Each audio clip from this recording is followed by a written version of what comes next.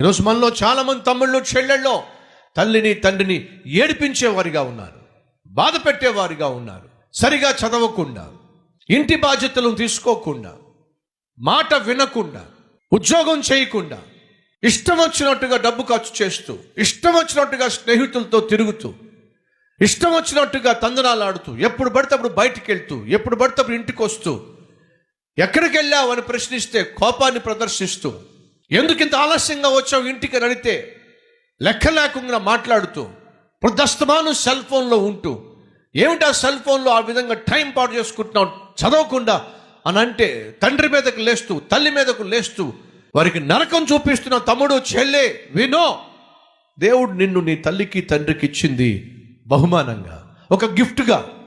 నువ్వు సంతోషాన్ని పంచిపెట్టాలి, ఆనందాన్ని పంచిపెట్టాలి. నేను కన్నందుకు నీ తల్లి నీ తండ్రి గర్వించాలే తప్ప ఏడవడానికి వీల్లేదు.